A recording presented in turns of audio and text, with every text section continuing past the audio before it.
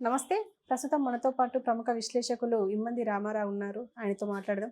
నమస్తే సార్. నమస్తే అమ్మా. సార్ రేణు దేశాయ్ ఎంత కాదనుకున్నా పవన్ కళ్యాణ్‌కి మాజీ భార్య అయినప్పటికీ తనని ఎందుకు అంతగా ట్రోల్ చేస్తున్నారంటారు? అంటే ఒక మహిళగా తనని ఎందుకు గుర్తించడం లేదు?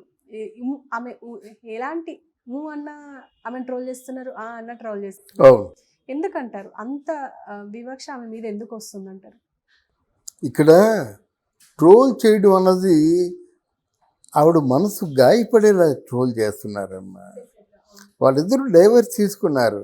ఎప్పటికీ పవన్ కళ్యాణ్ తాలూకు అభిమానులు అందరూ వదినా వదినా వదినా అంటారు. ఆవిడ కొంచెం బాధ అనిపిస్తుంది కదా. ఒక పక్క పవన్ కళ్యాణ్ గ్రోత్ చూస్తుంటే ఏ ఆడ మనిషికైనా పక్కన నేను ఉండవలసింది కదా. ఎంత పొరపాటు చేశాను, లేకపోతే ఆయన ఎంత పొరపాటు చేశాడు, ఎందుకు కాసేపు నేను కోపాన్ని కంట్రోల్లో ఉంచుకోలే ఫీలింగ్ ఉంటుంది కదా. అంటే మానసికంగా గాయపడ్డది, గాయపడుతూనే ఉంది. ఇక్కడ అయినప్పుడు కూడా వదినట్టు ఒప్పుకుంటుంది. మీరు నన్ను గౌరవించండి, తిట్టొద్దు, ట్రోల్ చేయొద్దు అంటన్నమాట. తర్వాత రెండోది ఏంటంటే, ఇప్పుడు చాలామంది రాజకీయ నాయకులకి ఆవిడకి ఏమిటి సంబంధమ్మా? ఆవిడేమిటి రాజకీయాల్లో ఉందా? సినిమా నటి.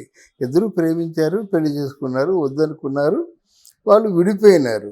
అయితే మిగతా వాళ్ళకంటే వీరిద్దరూ చేసిన గొప్ప పని గురించి మనం చెప్పాలి.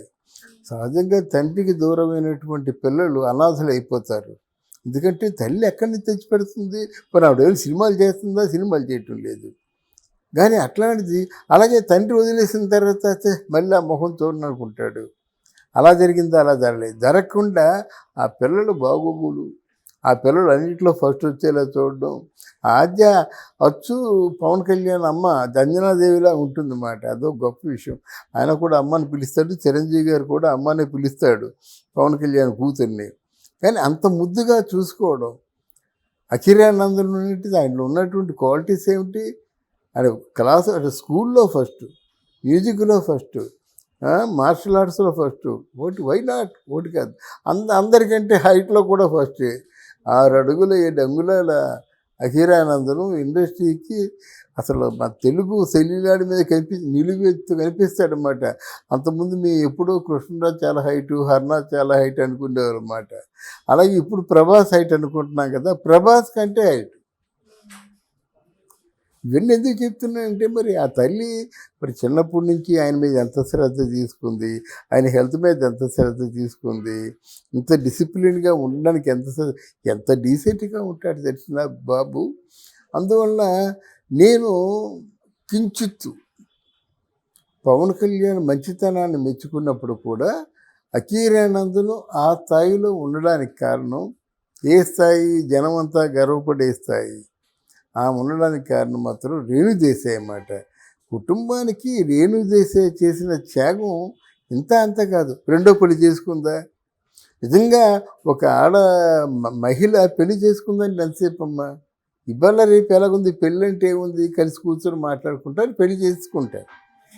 అలా కాకుండా ఈ బాధ అంతా తనలోనే దిగమిగి, ఎక్కడ కన్నీళ్లు కార్చకుండా, తన స్థాయిని దిగజార్చుకోకుండా ఎంత చక్కగా ఆవిడ ప్రవర్తిస్తూ ఉంది. అలాగే పవన్ కళ్యాణ్ కూడా ఒక సభలో చెప్పాడు, నేను రేణు దేశాయ్కి విడాకులు ఇవ్వకపోదును కానీ మిగతా విషయాలు చెప్పలేకపోయాడు. అలాగే రేణు దేశాయ్ కూడా ఒక మంచి ఛానల్లో ఒక మంచి ఎడిటర్కి ఏం చెప్పిందంటే, ఏదో చిన్న సమస్యలో మాకు చిన్న అపార్థాలు వచ్చాయి, కానీ Pawan Kalyan is a great man, great human being, he not money lover. ప్రజలు ఆయన దగ్గర ఉన్నా లేకపోయినా ఇంట్లోదైనా ఏదైనా ఇచ్చి పడేస్తుంటాడు. ఆయనకి అది అలవాటు, ప్రజల్లో జీవించడం అలవాటు. యూ షుడ్ అడ్మైర్ అని చెప్పిందన్నమాట. మొన్న కూడా కొడుకు మోదీ పక్కన నించొని అలా గ్రూప్ ఫోటో చూసినట్టయితే ఓ చిన్న అంటే ఆడతనం, ఆడ మనసు ఎలా ఉంటుందో చెప్తా. ఆవిడ పోస్ట్ చేసిన దాంట్లోనూ ఆ పక్కని రేణు దేశాన్ని కట్ చేసేసింది. చేసి పవన్ కళ్యాణ్, మోదీ గారు, అఖిరానందన్. అంటే ఆడ మనసమ్మ. తను ఎంతైనా కొంతకాలం కాపురం చేశారు కదా, 2 బిడ్డలకు అన్నారు కదా. ఆయన పక్కన ఇంకొక స్త్రీని ఊహించుకోలేదు.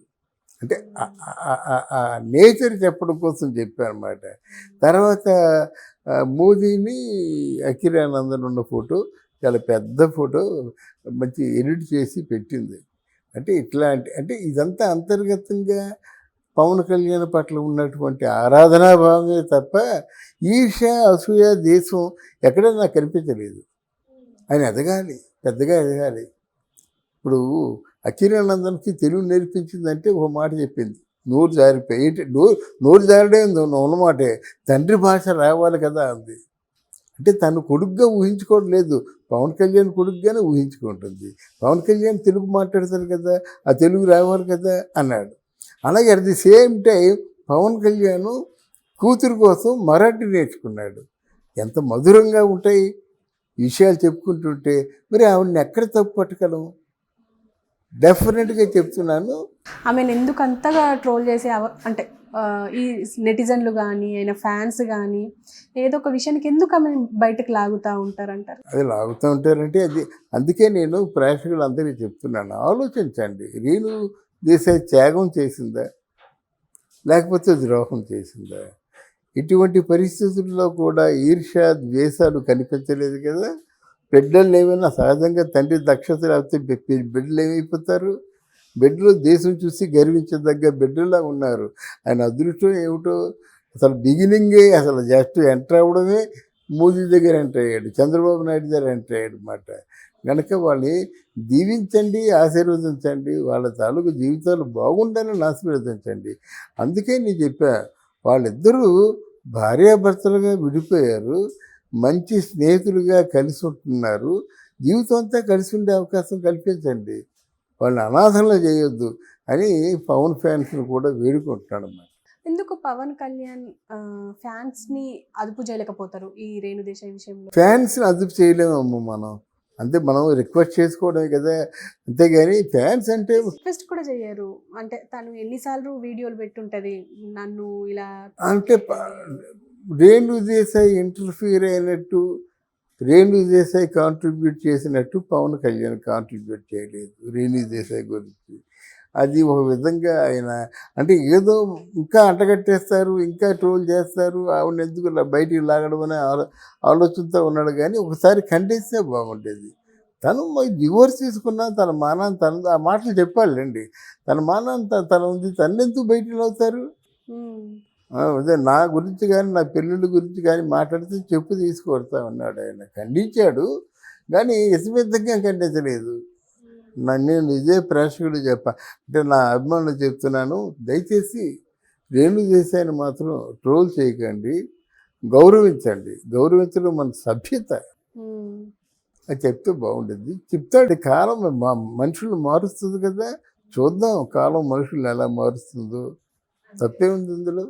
అప్పుడు మీరు చెప్పినట్టుగా అలాగైనట్టయితే వీళ్ళిద్దరూ ఒకటి కాదు కదా, ఈయన చంద్రబాబు ఆయన పవన్ కళ్యాణ్, వీళ్ళిద్దరూ ఒకటిగా ఉండాలి కదా. అదే మనం కోరుకుంటున్నాం కదా. శరీరాలు వేరైనా ఆలోచన ఒకటిగా ఉండి ఆంధ్రదేశాన్ని పరిరక్షిస్తారని మనం ఓట్లు వేసాము. ఇప్పుడు హోమ్ ఆయన దగ్గర ఉంచుకుంటే అది స్వార్థమే కదా. ఆర్థిక రెవెన్యూ ఫైనాన్స్ అంతా ఆయన దగ్గర ఉంచుకోమని చెప్పండి, తప్పులేదు. హోమ్ అంటే ఒక అసలు ఆంధ్రప్రదేశ్ ఇంతగా నాశనం అయిపోయిందంటే దానికి కారణం లా అండ్ ఆర్డర్ సక్రమంగా లేక, ఇన్ని హత్యలు, మానభంగాలు, అత్యాచారాలు వీటన్నిటికీ కూడా కారణం 36,000 మంది కనిపించకుండా పోయారంటే హోమ్ కాదమ్మది. దాని మీద అంటే కట్టుదిట్టమైనటువంటి ఎడ్యుకేషన్ ఉండాలి, అంటే కార్యాచరణ ఉండాలన్నమాట. వినేసి ఊరుకున్న వాళ్ళు, పోలీస్ స్టేషన్లో పడుకున్న వాళ్ళు, గెస్ట్ హౌసుల్లో పడుకున్న వాళ్ళు, గెస్ట్ హౌసుల నుంచి పంచాయతీ పెట్టేవాళ్ళు మనకు అవసరం లేదు.